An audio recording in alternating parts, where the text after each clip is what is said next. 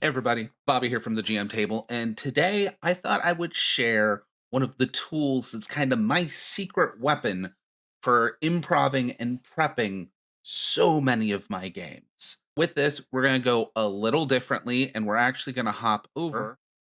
Boom, I'm up in the corner because I'm on a website. Now, I've used this site a few times for some other stuff, but I figure I'm going to go in depth, including a tool I just discovered this week as I was toying around in it, and show you just a few of the things on Donjon.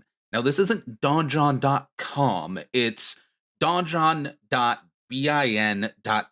I'm going to put a link down in the description below, but this thing is my freaking go to for handling all kinds of prep.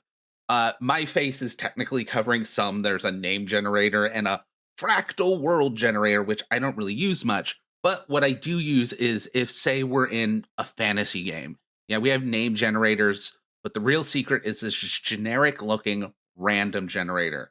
Because this thing, last thing I did was I was toying around looking at generating random castles, but we have towns, cities, ships, worlds, quest generators, all kinds of quest hooks, stuff like that, locations. There's an encounter generator, but this isn't for one specific system. This is all generic. So this is just a gang of troglodytes mining for coal. Whatever fantasy game you're running, you pull up troglodytes, you got it.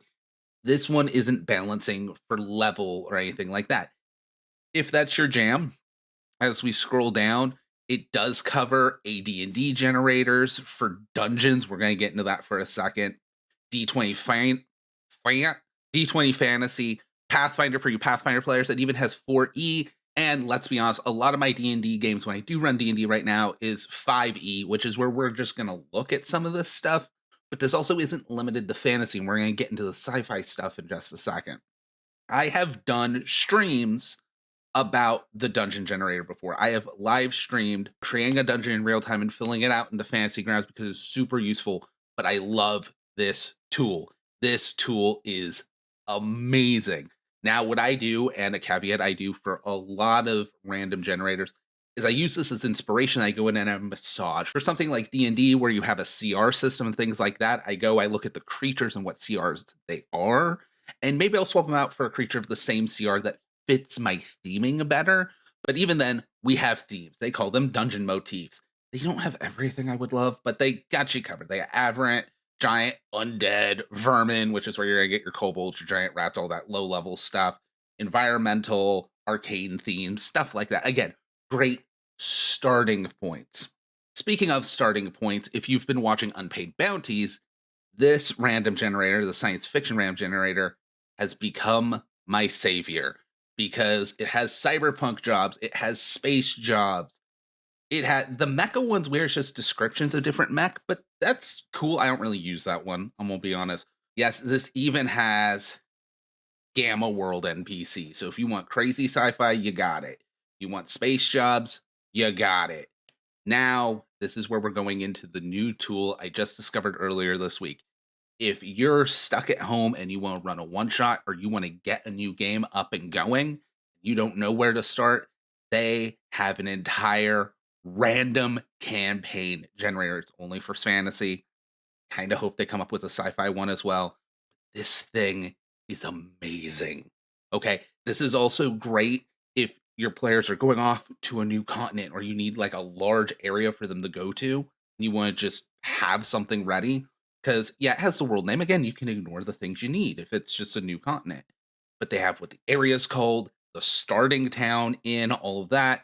Seems pretty basic, but when we get down lower, they have how this area views elves, how they view dwarves, how they view halflings, how they view humans. You have a bunch of NPCs, including special randomly generated gods of different things, and these are like the important gods in this world. It has who the local experts in arcana and religion and history and all of that. And then they have the secrets, which I love. Everyone knows this game is everyone knows the world's ending in 31 days. I just have a campaign right there. Very few people know the innkeeper is also a master of assassins. All of a sudden, you have like a nice little hook there, and nobody knows all dragons are evil. Some are better liars. That one is a little weird because I feel like everyone would assume that, but maybe since very few people know that, everybody thinks they're good. Another great one, again, if you're like a D&D DM or GM, is they don't just give you an idea of what you can face, but they have low level common, which this is hobgoblins, and mid level monsters, which for this is frost giants. So we know the low level threats, hobgoblins. We know the mid level threats, frost giants. What's the high level threat? Well, at that point, you're kind of supers. So hopefully they've made enough mistakes and effect on the world where they've created their own threat. But this thing is an entire campaign world in one click of the button. You don't like it? Click the button again. Boom.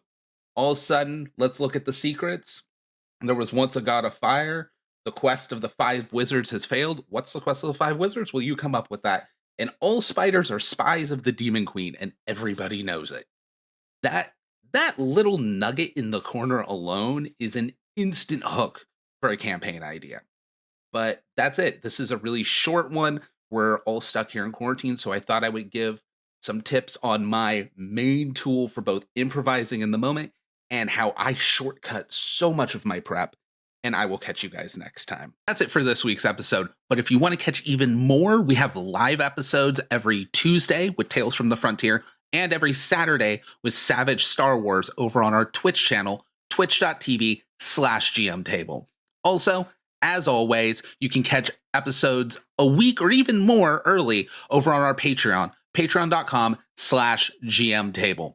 If that doesn't suit you and you still want to help support the channel, we have a brand new merch store in the link down below with all kinds of mugs, t-shirts, mouse pads, all that cool stuff with Wild the Wild Die, table flip shirts, all of that. Check it out below. Anyways, we'll catch you guys next time.